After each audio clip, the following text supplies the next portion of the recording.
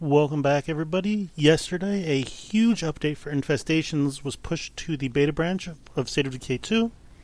So let's take a quick look at everything that has changed. So if you've never seen any of the ongoing changes to Infestations, let me quickly explain what these Infestations look like. So they still have the yellow splotch, of course, but they now have a dot or number of dots to indicate the level of infestation. So level 1 is 1 dot, level 3 is 3 dots. There's also level 2, yep, right over here. And there's this circular timer around, I believe it's 7 or 8 infestations at a time on the map. And it takes about 4 minutes for this circular timer to fill. When it fills, it will either level up the infestation or send out an infestation horde like this one. And you can see this infestation horde is headed here. This is just a plague heart husk that doesn't affect the infestations at all. And it's taking some really long route around, unfortunately. Or unfortunately for them, at least, I guess. Yeah, I don't know how it plans to get here, but we don't really care. One thing you can do to shorten this timer, because that is a very quick timer. 4 minutes seems like a long time, but when you split that up over 7 or 8 infestations, that's about every 30 seconds an infestation will either get stronger or send out a horde.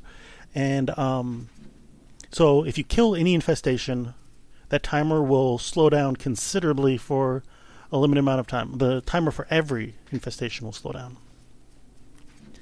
And one great change, let me pop my scent block so I don't die right now, is that they changed it so you only need to kill the screamers, or they said freaks, so maybe that means they're going to add some other freaks to infestations. That could be nice. But you only have to kill the freaks to clear a horde. So let's look around. Here's an infestation. Killed just the screamer. And now the infestation is gone. So that is a great change. Let me run back to safety real quick because there is a juggernaut, or yeah, they're right over there. I do not want to get random people killed for no reason while I'm trying to record a video. That would be a little annoying. Let's just hop up here. So now we look. Yep, that infestation's gone. And the timer is much slower than it was about 2 seconds ago. So one important thing about infestations that came just yesterday is that infestations can now be hidden as well. Hearts can spawn hidden infestation hordes. So they can hearts can spawn. Where's one of? Oh, they got here finally. Well, I don't think I have any, but the infestation horde that I showed you earlier, hearts can spawn those as well. But when a heart spawns them, they're hidden from you on the map. And then the infestation from the hidden horde is also not shown on the map. Also, like on this map, all hearts are dead. Every once in a while, infestations will just randomly spawn somewhere on the map. And those infestations are also hidden. At least that's what it seems like. That's not an official word from Undead Labs. That's just from my experience. But once you scout them, the infestations will show up on the map. They'll spawn visible hordes, and the visible hordes will spawn visible infestations, and so on. So the way you can scout them, I believe you could just drive around like you scout for hearts in the harder difficulties. But another way is new radio commands. So we have this Infestations tab here, and I can't call this quite yet, but if we click this one, it will scout all infestations and infesting hordes on the map, and we'll show it to you after a few seconds. We can also do take out a nearby infestation. So let's just see how this works. I don't know, we'll just try to remember what this looks like. I hope it'll take out this infestation. We'll just try to remember what this looks like. And then we'll use this. If I had a sniper to keep tabs on me, it'd take a load off my mind. And hopefully it'll take out an infestation. Here in a couple seconds. I'm hoping. Probably should have tested this before I showed it on camera.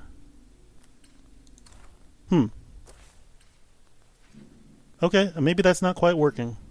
So let's just skip on to the next thing. So, oh, nope, here we go. Of course, right as I give up.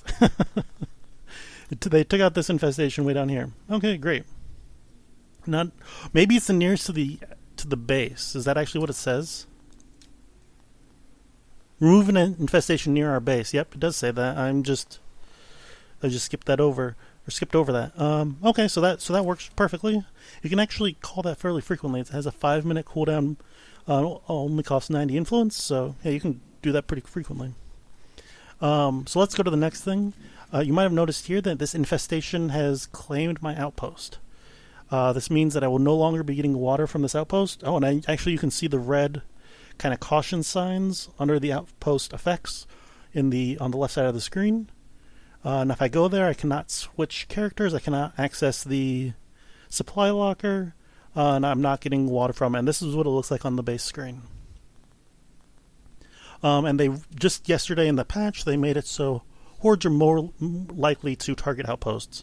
And I've actually had multiple hordes try to attack me here while I was just, going over what I wanted to say and letting these infestations grow a bit. Yeah, it's a bit it's a bit dangerous to just chill at infestations now, or to chill at outposts now. So you might have noticed here on the base screen, instead of just threat, we now have the noise level and the threat meter.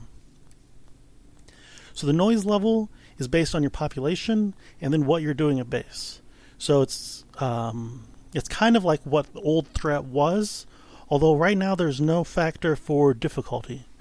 The patch notes did say that it was going to take into account difficulty, so I don't know if this is a bug or the patch notes were wrong or what the situation is right now.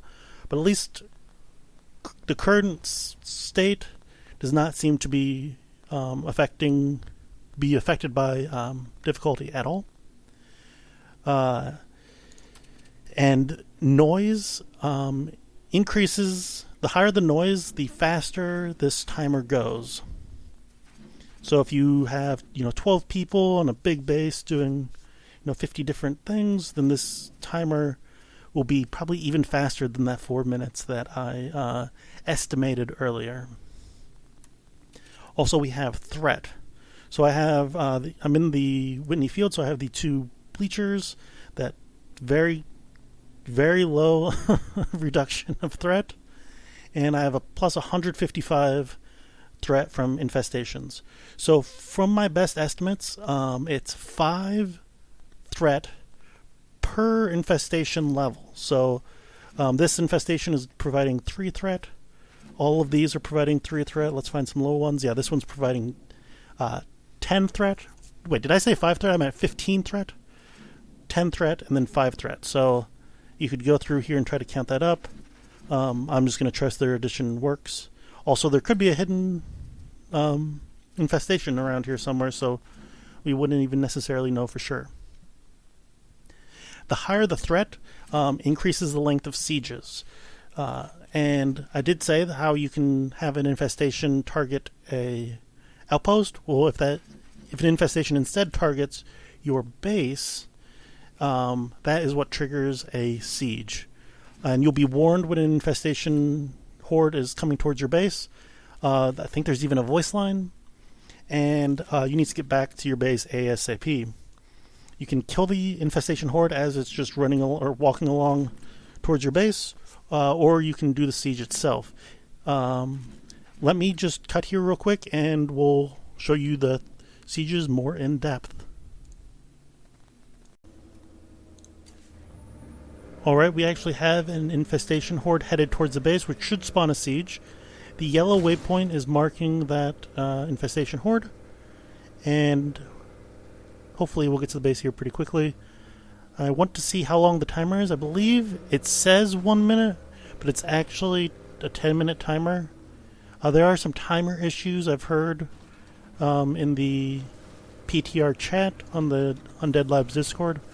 So let's just wait here and see what happens. So one quick thing that I forgot to mention, actually I should not be hanging out right next to an infestation, is that hidden hordes that walk near your outposts or near your base become revealed. And actually, every outpost has a different... Oh, there we go. Every outpost has a different visual scouting range, and I can show that to you once I get back. Now, I don't want to risk having this timer run out because it does take a while for one of these hordes to target your base. But let's just really quickly look at what I'm talking about with the scouting range of bases or of outposts. So if I just mouse over any spot, you can see on the outpost effects it says close scouting range, close scouting range, close scouting range. That's most places have close scouting range, but if you take over some places, yeah, here's this utility shed, has an extended scouting range. The water tower, of course, cell towers as well have an extended scouting range. So the close scouting range is actually 125 meters, and the extended is 500 meters. So the 125 meters is not actually very far. How far is that from here? It's a little bit more than from here to here. So yeah, I don't show anything in the general area, but it's not a huge like map sweeping scanning. Got a screamer here. Oh, actually, I forgot to go back to base, so we're actually testing this. So it does say 0 seconds, but we should be fine, hopefully. However, I did take this cell tower. It's 500 meters. Actually reaches down to right about here.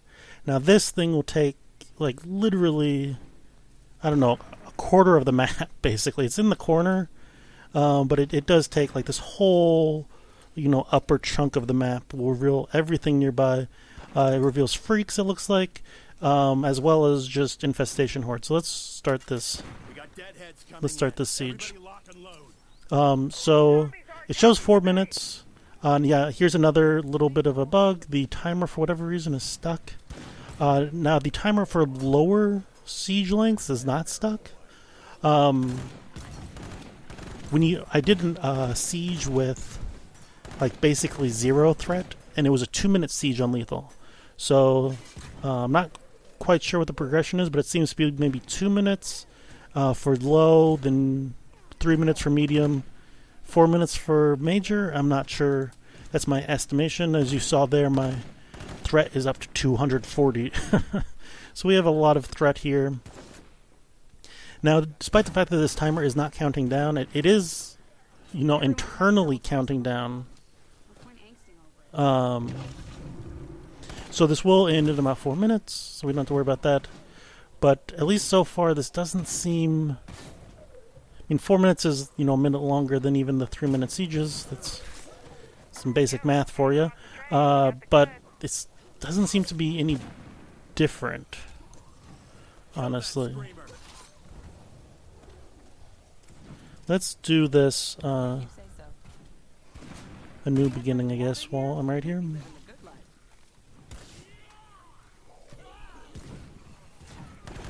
Yeah, this unfortunately doesn't seem that much harder. I don't know if there was a random... did it despawn? No, right there. The random Juggernaut walked over. And actually, it did just despawn as I was talking about it. But I don't know if any ones have spawned for the siege itself. Hopefully, 1 or 2 will spawn before the end, because it's just really hard to make a hard siege if there's not multiple Juggernauts at a time.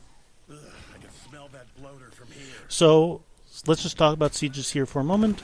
When you actually kill a siege, like I'm doing right now, that will actually prevent further sieges for some amount of time. Not sure. Oh, speaking of Juggernauts, there's one. It will actually prevent sieges for a certain amount of time. I'm not sure exactly, but I think it's probably like 30 minutes to half an hour. 30 minutes to 45 minutes. 30 minutes is a half an hour. So yeah, that's nice. One kind of unfortunate thing is that it does not... There's nowhere that I found in the base screen that tells you how long of the safety bubble lasts. And the only way to know if you're still in that safety bubble is when the next horde comes to your base and it just doesn't spawn a siege. Which actually gave me a few false starts while trying to record this. I came back to base thinking I'm about to have a siege, and then the horde just disappeared. So hopefully that gets a little bit improved, a little bit ironed out. I have no doubt in my mind that it'll get ironed out by the time this feature gets released, but yeah, for a beta feature, there's a little bit of a weirdness there. One major change is that you can no longer cheese sieges by switching characters at an outpost. So it used to be, and spoiler alert if you didn't know this, you could drive to any outpost when you had the zombie threat at home happening, and you could switch characters, and that would start the siege. But since you were far away, no zombies would actually spawn. There would be talking as if, your people were fighting. Well, there's Juggernaut right there. There would be talking as if your people were fighting, but no actual fighting would happen. So basically be perfectly safe. It wouldn't cost you any ammo for missing the siege, and it works. It was perfectly effective cheese strategy that you can still use in the the main branch of the game until this patch comes along.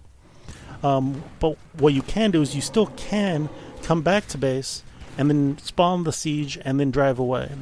That cheese strategy still does work, but you still do have to come back to the base. Will they get this guy down, or am I going to have to help? There we go. I believe that is everything that I needed to talk about with this update. There's still a lot of things that need to be tested and a lot of things that are going to be refined. I'm expecting probably 1 or 2 more patches to the PTR before this goes to the main branch. I've discussed a couple minor kind of bugs or issues that I've talked about, or some things that need cleaning up. But overall, this is just a huge amount of change. Please don't walk up to the... Okay, I'm going to have to help this guy. Please get out of my way. Overall, there have been a lot of changes to the infestation system and to sieges and just everything. Giving you a lot more control over just how you experience sieges, which is nice, because that was one of the biggest drawbacks of sieges. I hated sieges because it just meant that I would have to drive back to base at random points. But now, if I just take care of infestations, I don't ever have to worry about a siege. If you paid attention to my homeless Let's Play on Trumbull Valley, I played for, I think, 70 days or something, and never had a siege. Just because I was always on top of the infestations. It was great. Anyway, I think that'll do it. So thank you guys all for watching. If you have any questions about the PTR or how things work, please leave them below, and I'll answer them best I can. Or you can jump into the Undead Labs Discord and ask there. And I will see you guys all next time. Have a good weekend.